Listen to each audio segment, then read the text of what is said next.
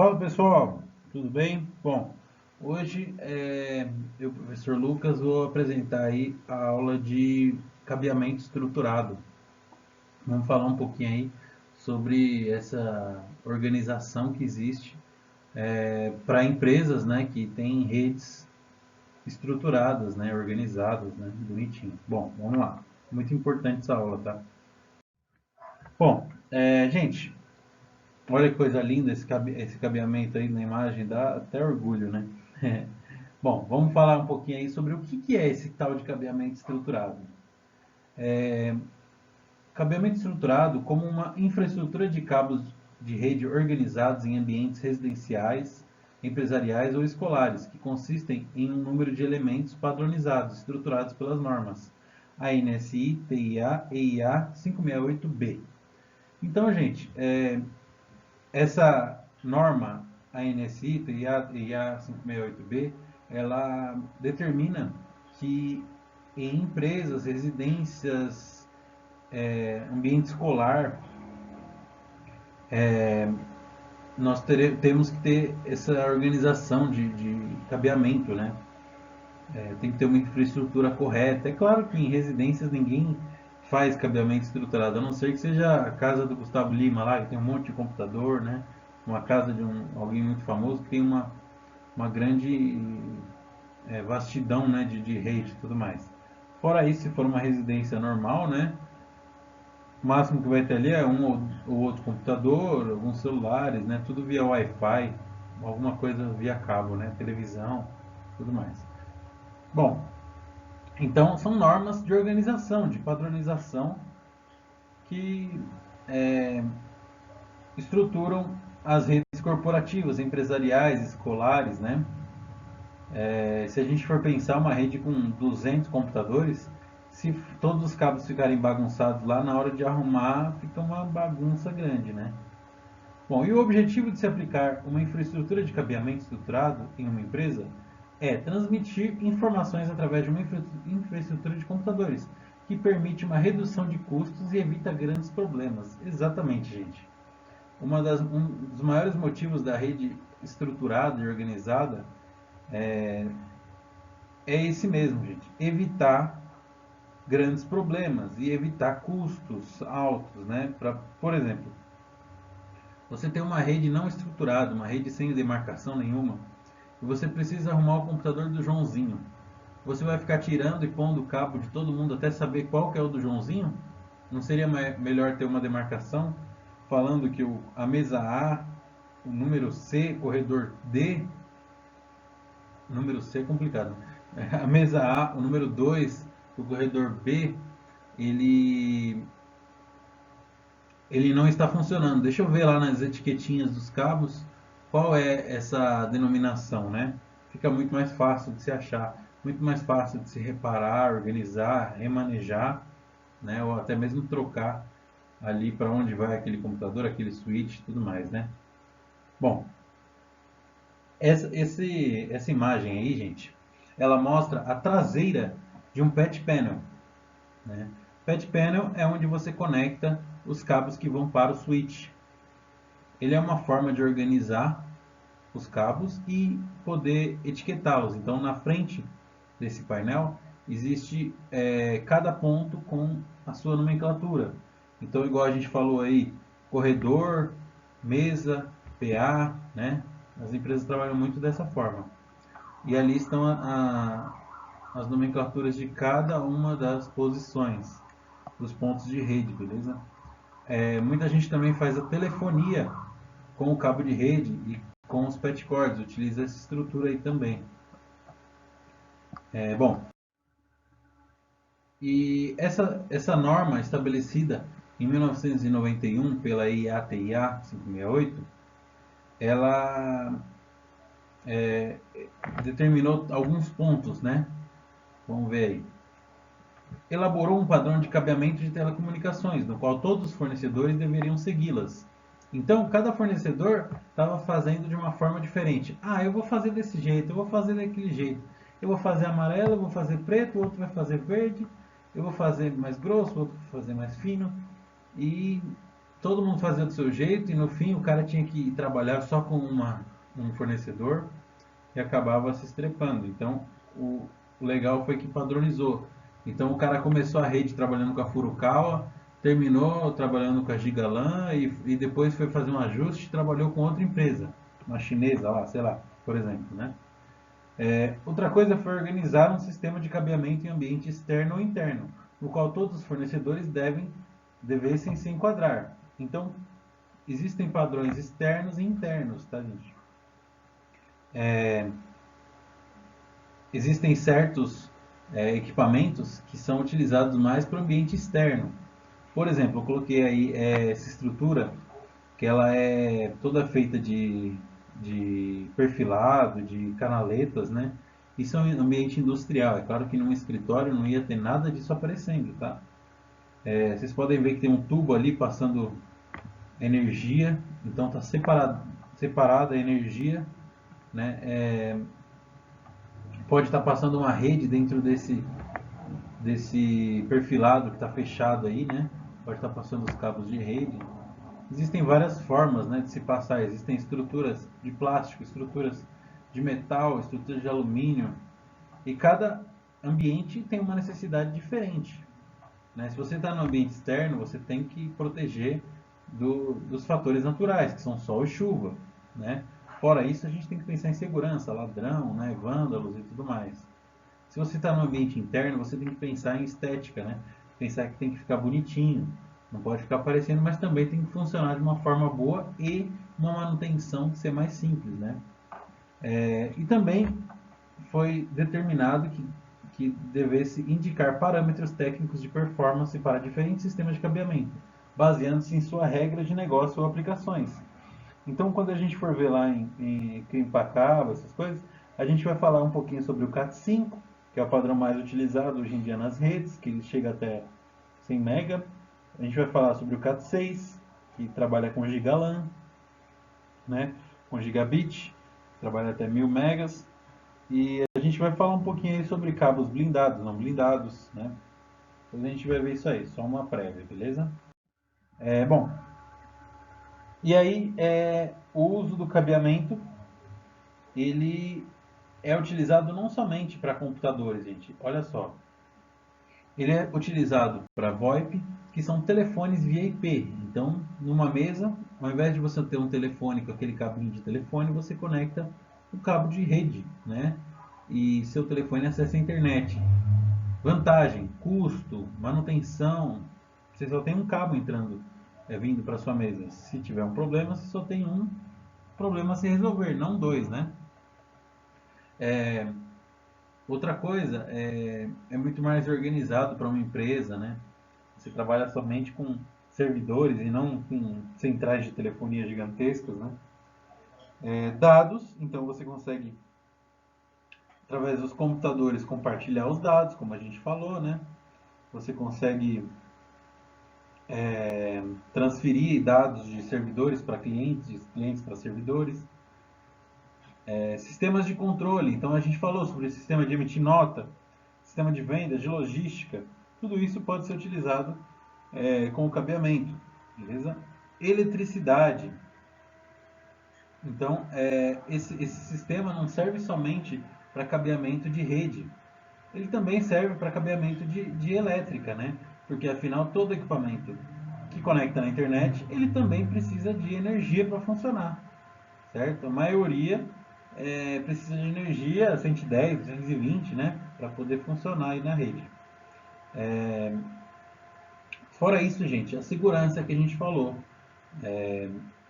Se a gente está trabalhando com uma rede estruturada, um cabeamento estruturado, a gente tem mais segurança dentro da nossa organização em relação a ladrão, vândalo, ou até mesmo engraçadinho, né? Que é ir lá e ficar mexendo nas coisas. Não, tem toda uma segurança por volta desse cabeamento estruturado, beleza?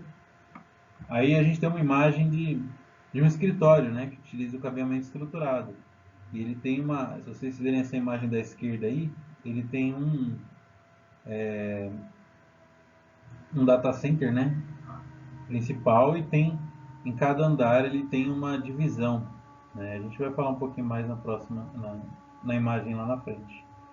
E vários andares, né, com suítes e distribuindo para todos os funcionários do escritório, né?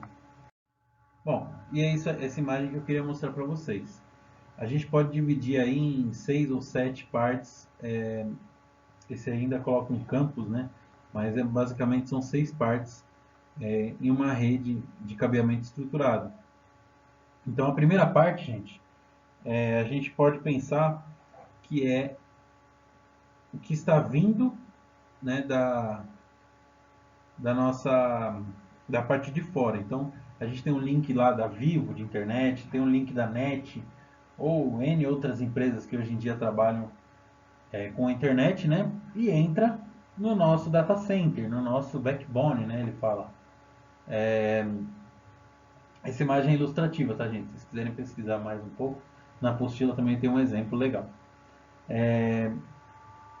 Depois, gente, número 2, a gente tem o cabeamento vertical.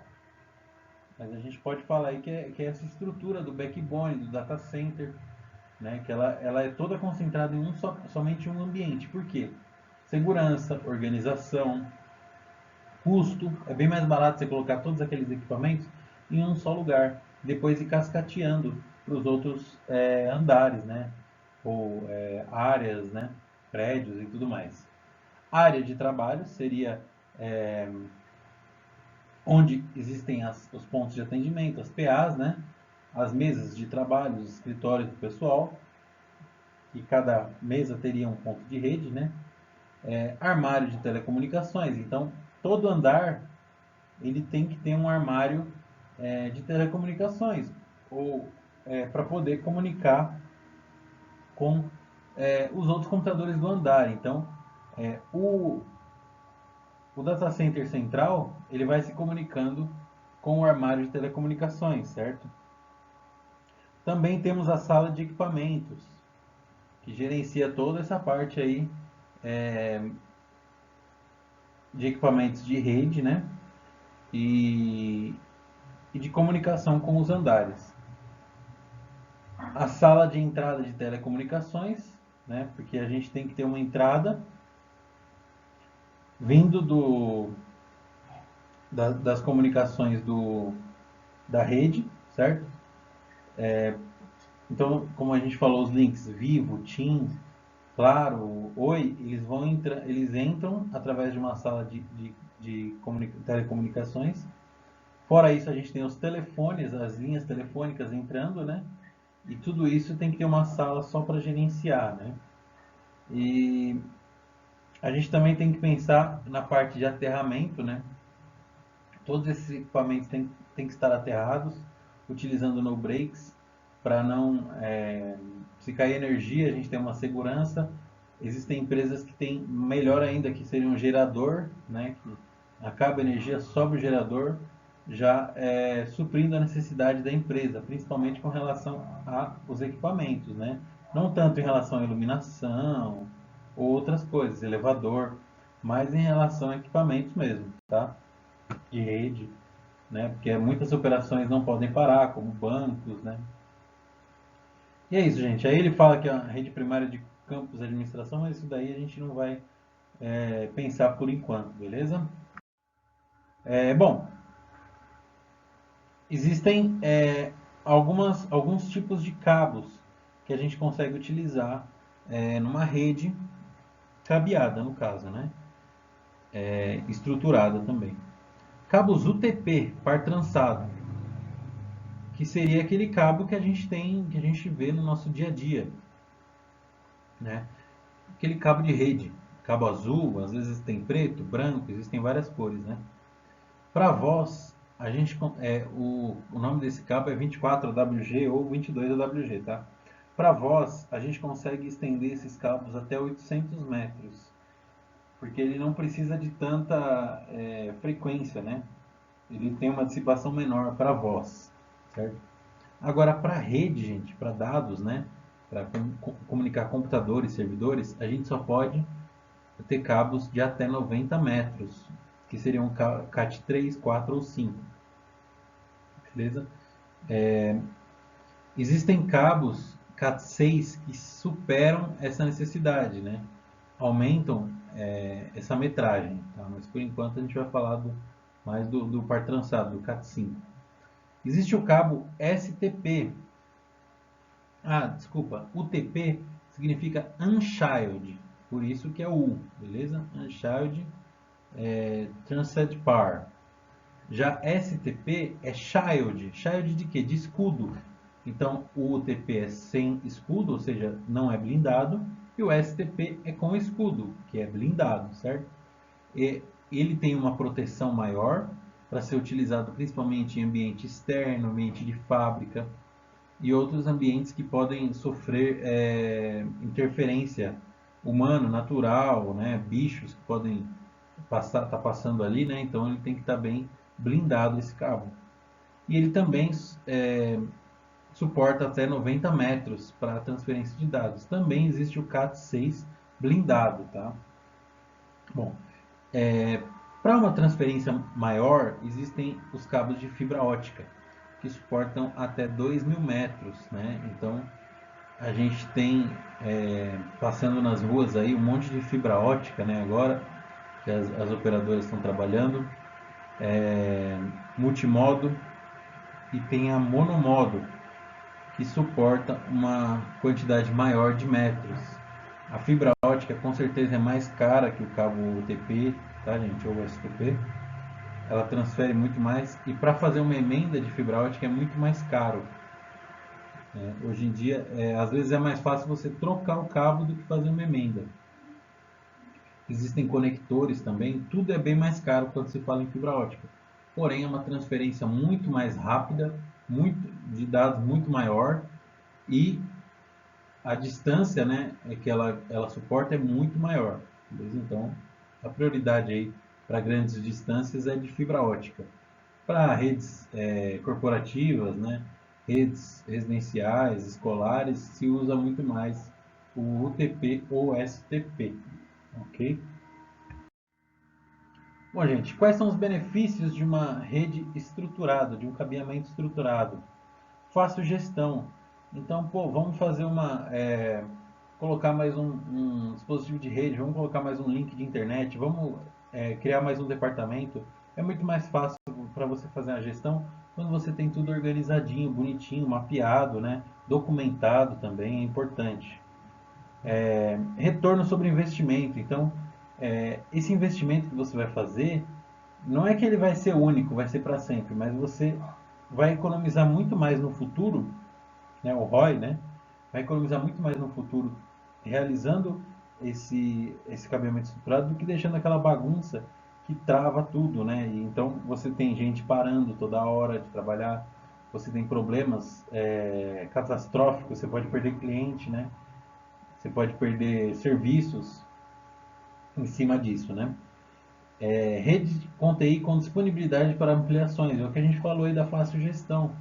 Pô, vamos colocar mais um departamento, vamos adicionar um andar, vamos fazer um novo prédio aqui ao lado, né? Vamos fazer uma rede nova. É muito mais fácil, porque a gente já tem tudo estruturadinho, tudo mapeado. Pô, é só a gente colocar mais um switch. Não, vamos fazer uma comunicação aí com fibra ótica para outro prédio, vai ficar bem mais simples. A gente estrutura a rede lá também, beleza?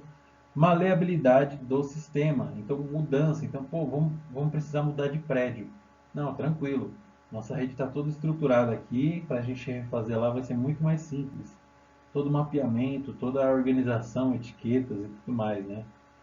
E a estética, gente. Vocês viram que bonito que é aquela imagem lá na primeiro slide, né?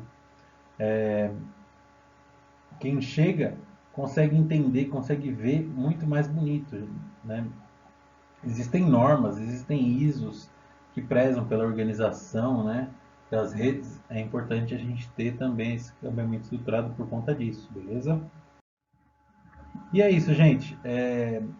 Deixei mais uma fotinha aí de um, de um trabalho que a pessoa teve muito orgulho de ter feito, né? Orgulho desse cabeamento. Eu não trabalho muito com cabeamento, porém tenho bastante experiência com relação à contratação desse serviço, e tal, porque eu tenho parceiros que fazem esse serviço. E eu vou falar, é um negócio muito trabalhoso. Eu admiro quem consegue fazer Principalmente deixar bonitinho assim dessa forma, porque não é um negócio simples. Eu começo a mexer me embanando todo. Bom, e comandar muitos é o mesmo que comandar poucos. Tudo é questão de organização. Então eu levei essa frase aí um pouco mais para os dispositivos de rede, né? Pensa numa rede que a gente tem toda bagunçada, que a gente tem inúmeros dispositivos, muitos dispositivos, né? Se a gente não tem uma estrutura, uma organização, a gente não consegue gerenciar essa rede. Então, a gente tem que ter organização para poder comandar muitos dispositivos, ou até poucos, né? Organização é tudo, tá, gente? E é isso aí, muito obrigado, gente. E não esqueçam de fazer os exercícios aí, tá bom? Até mais, tchau, tchau.